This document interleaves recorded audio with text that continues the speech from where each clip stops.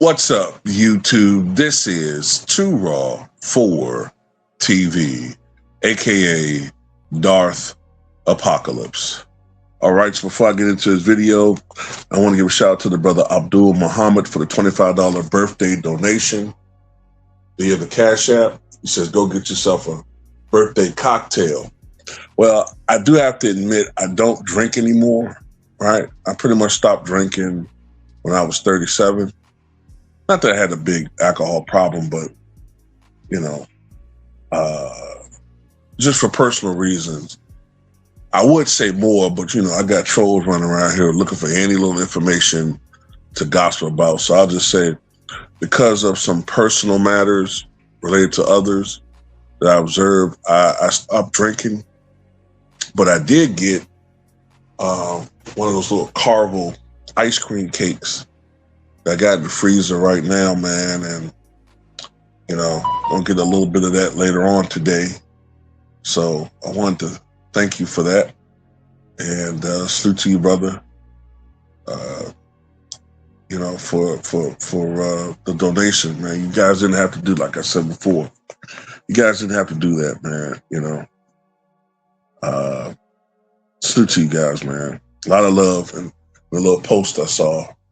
So that's why I wish all you guys have a birthday when I know that your born day is coming, because you never know whether one's going to be your last. You never know. Shout out to the brother Legendary Tony for the $5 donation via the Cash App, and he had a video request. He says, from 2019 to 2026, which NBA title was the best? Well, I'm assuming you might mean which NBA championship run was the best or most impressive. So I guess I'm going to call this the competitive era, because we haven't seen a repeat champion since the Kevin Durant 2017-18 Warriors. As a matter of fact, when KD won the championship in 2017-2018, it was the most anticlimactic event in sports history, because we all pretty much knew they were going to win. So it's like it's a cheat code, and as much as we flame KD for that shit, LeBron made it possible. So I felt nothing for his ass. Because, nigga, you made this climate of team hopping and deck stacking possible. So I don't want to hear you complain about shit. Now, in that streak, we've had, like I said, a string of NBA champions. No team has been able to repeat. Not yet, at least. I think we all could agree the least impressive was the bubble. I'm sorry, it was. There was no road games. Many players didn't even participate in the bubble. The Lakers had a built-in advantage because during the pandemic, yes, I said plandemic, not pandemic.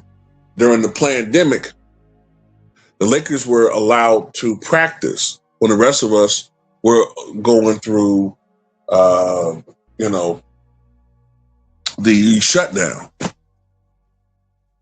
When I mean shutdown, I mean basically society shut down because of what was going on, right? But they were allowed to practice in a replica of their facilities, or their gym, I should say, at some billionaire's home. So that gave them an advantage. Now teams were allowed to practice during the bubble, but they were allowed to practice throughout the entirety of the situation. And remember, LeBron held a party, right? Remember, he held that party, violation of, the rules at the time, because we're supposed to be going through, the protocol where we were practicing social distancing. And I know I'm kind of going off on a tangent here, but he violated that, no mask, whatever.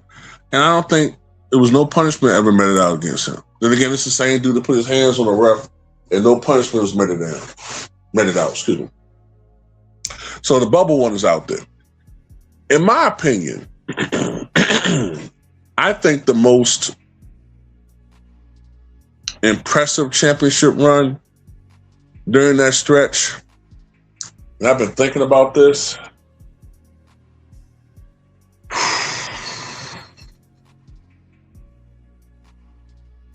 I would say the Warriors. The 2022 championship run of the Warriors. And the reason why I say the Warriors is by many indications, many people thought that after Kevin Durant left Golden State, that the Warriors championship run was pretty much over, right? You had this feeling that, you know, as they got into their early to mid 30s, and you see this new generation of talent coming to the league, you know, Giannis Antetokounmpo, the development and rise of Kawhi Leonard, you know, James Harden. Well, at the time we thought James Harden would be one of those guys. Nikola Jokic, you know. Of course, they was always trying to build a super team in LA. You got a feeling like the Warriors may have been sort of like the past. You know, they were going to still be a good team, but, you know, maybe not enough to really seriously contend for a championship. And then we saw this Warriors team in 2021-22 retooled. You know, you saw, you know, these new guys come in that fit their roles perfectly. Jordan Poole, before he fell off the face of the earth. Gary Payton Jr., Gary Payton III, excuse me. You know, Kuminga in a limited role before he totally, you know, got on Steve Kerr's bad side. You know, you saw these other guys come in that basically essentially replaced, you know, the Sean Livingstons and the David West and the Andrea Barboza. And I think Iggy even came back for that championship run, if I'm not mistaken, right? Yeah, Iggy was on that team. So, at least I think he was. Maybe not, I forget. But anyway, that team impressed me the most. And plus, Steph Curry achieved something that had been eluding him, which was the Finals MVP. And he proved that he and the Warriors could win without Kevin Durant.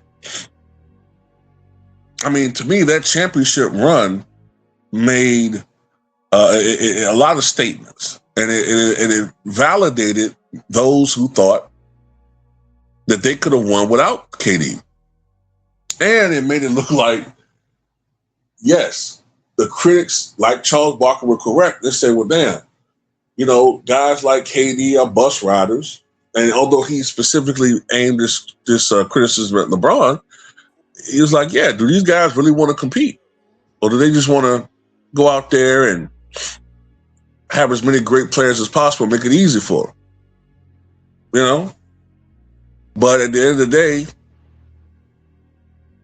I gotta go with Steph Curry, man. And plus, it was great seeing Klay Thompson come back and win a championship after all that he went through. You know, he was in those 2019 NBA Finals.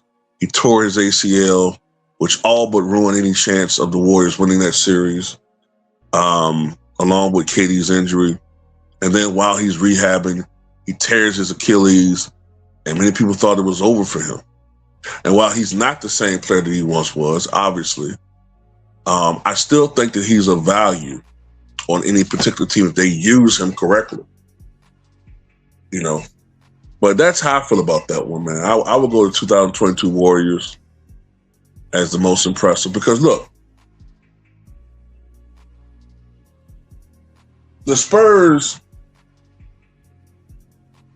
I mean, you could, well, they actually didn't win, so I can't use them. The Knicks were up there because many of us thought it was going to be Boston or whatever. But, you know, at the same time, injuries kind of did plague the Eastern Conference teams. So you do wonder, I mean, look, they did beat the Spurs, right? But that was a very inexperienced Spurs team, and their road in the Eastern Conference was not all that impressive. Their road to the finals. Not knocking Knicks fans, I'm just saying. Then the Thunder I mean, that's a very impressive organization. And, they'll probably be back. Then, of course, you got the Boston Celtics. We already kind of knew Boston was going to be there one day. They had made a trip to the finals 3 years prior, or whatever it was, 2 years prior. Then, the Nuggets, they didn't really play nobody in that run. I'm sorry. The Bucks, that was impressive. I guess, it was an impressive run. But they've been disappointing since. And the bubble shit don't count. And the Kawhi Leonard, finals run with the Raptors, that was impressive. But, I mean, we know it's not going to ever happen again. So with the Warriors, yeah, they're on the downside. But you always kind of feel like with the Warriors,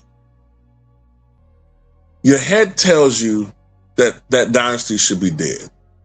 But you just never know, man. Like, it's like the Warriors are a team you just don't ever want to truly count out, right? And, I just got to go with the 2022 Warriors, man. I think that was the most impressive championship run because Steph Curry proved that he did not need Kevin Durant to win a championship, and he could be the lead dog and be in that, not just splash brother, but the lead guy. And he was very assertive.